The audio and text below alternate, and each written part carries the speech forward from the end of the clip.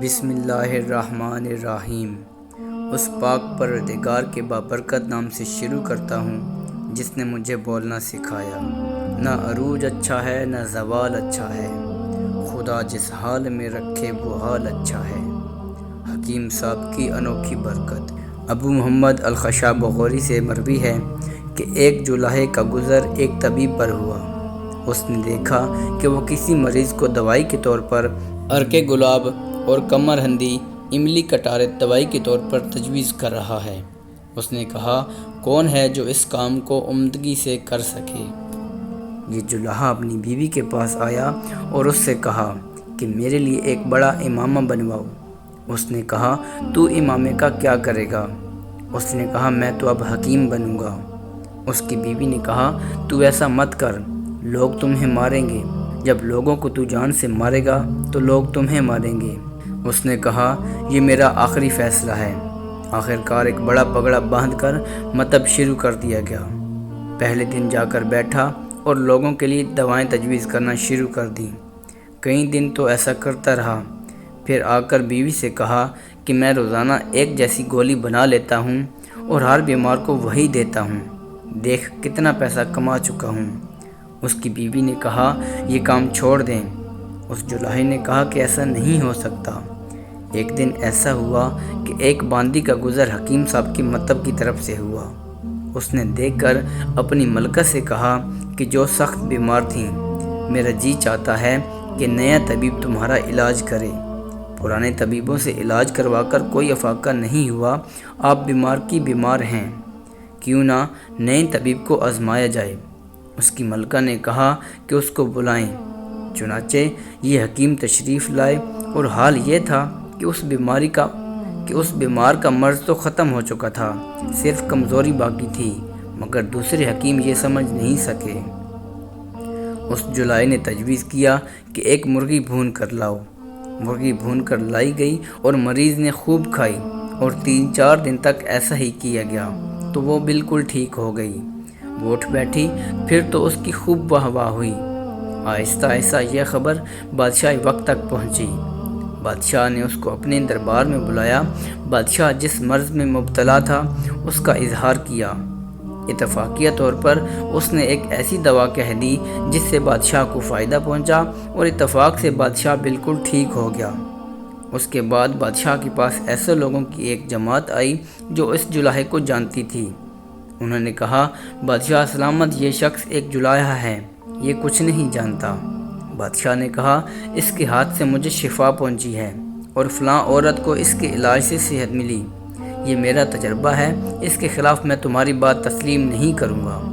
انہوں نے کہا، بادشاہ سلامت، ہم تجربہ کروانے کے لیے اس کے سامنے مسائل رکھتے ہیں، اگر اس نے ہمارے سوالوں کے جوابات دے دیے تو ٹھیک، اگر نہ دیے تو اس کو آپ سزا دیجیے گا۔ بادشاہ نے کہا، ایسا کر لو۔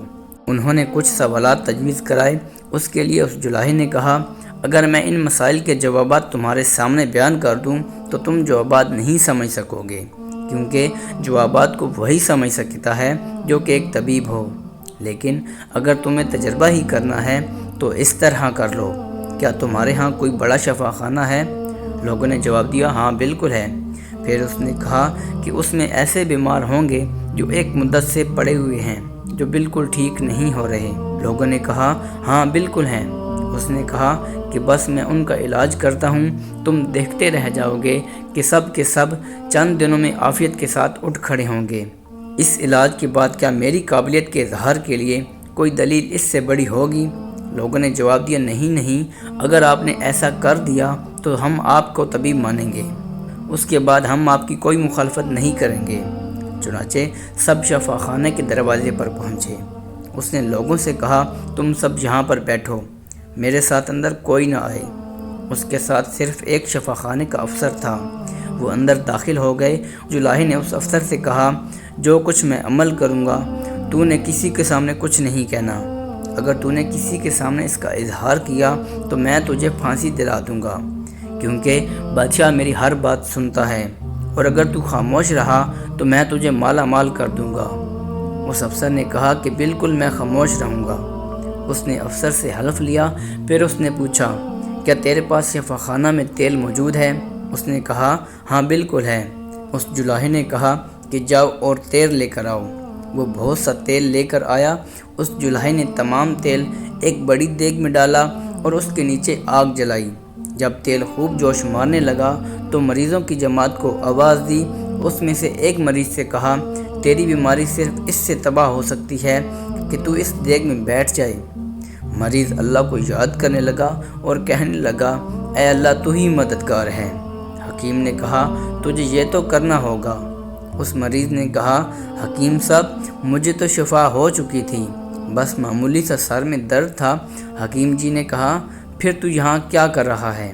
جب اچھا ہو گیا ہے تو تجھے جاننا چاہیے۔ اس مریض نے کہا بس یوں ہی کوئی خاص وجہ نہیں تھی۔ حکیم نے کہا کہ تو چلا جا اور لوگوں سے کہتا جانا کہ میں تندرست ہو گیا ہوں۔ وہ یہاں سے نکل کر بھاگا اور لوگوں سے کہتا گیا میں شفا یاب ہو گیا ہوں۔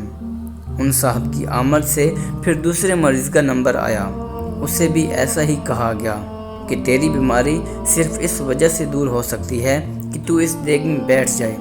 اس نے کہا اللہ اللہ میں تو تندرست ہو گیا ہوں۔ حکیم صاحب نے کہا اس میں بیٹھنا ضروری ہے۔ اس نے کہا میں تو آج شام واپسی کا ارادہ رکھتا ہوں۔ حکیم صاحب نے کہا کہ اگر تجھے شفا ہو چکی ہے تو چلا جا اور باہر لوگوں سے کہتا جانا کہ میں اچھا ہو گیا ہوں۔ اب یہ بھی نکل کر بھاگا اور لوگوں سے کہتا گیا حکیم صاحب کی برکت سے مجھے صحت ہو چکی ہے۔ یہی حال سب کا ہوا۔ سب لوگ حکیم صاحب کا شکریہ ادا کرتے ہوئے رخصت ہو گئے اور بھاگتے چلے گئے، اور حکیم صاحب کی شہرت میں مزید اضافہ ہو گیا اور مخالفین شرمندہ ہو گئے۔ یوں ایک نااہل شخص اس شہر میں سب سے بڑا حکیم بن گیا۔ میرے محترم عزیز دوستوں، کہانی تو یہاں پر ختم ہوتی ہے، لیکن یہ ہمارے معاشرے کی کہانی ہے، یہ ہر دور کی کہانی ہے۔ آپ اپنی گلی محلوں، اپنے شہروں، اپنے گاؤں، اپنے قصبوں میں دیکھیے، ایسے بے شمار لوگ آپ کو نظر آئیں گے جن کا میڈیکل اور ڈاکٹر سے کوئی لینا دینا نہیں ہے، جنہوں نے محض دوائیوں کے بارے میں پڑھا اور انہوں نے اپنا میڈیکل کلینک کھول لیا، جو لوگوں کا علاج کرتے ہیں اور لوگوں کی زندگیوں سے کھیلتے ہیں۔ ہمارا سب سے بڑا المیہ یہ ہے کہ ہم سنی سنائی باتوں پر یقین کر لیتے ہیں۔ ہم نے کسی سے سن لیا تو بس اس پر مکمل یقین کر لیا۔ انہی لفظوں کے ساتھ اجازت چاہوں گا، اس امید کے ساتھ کہ آپ کو ہماری ویڈیو پسند آئی ہوگی۔ تو ملتے ہیں انشاءاللہ اگلی ویڈیو میں ایک نئے ٹاپک کے ساتھ۔ تب تک مجھے دیجیے اجازت۔ اللہ حافظ۔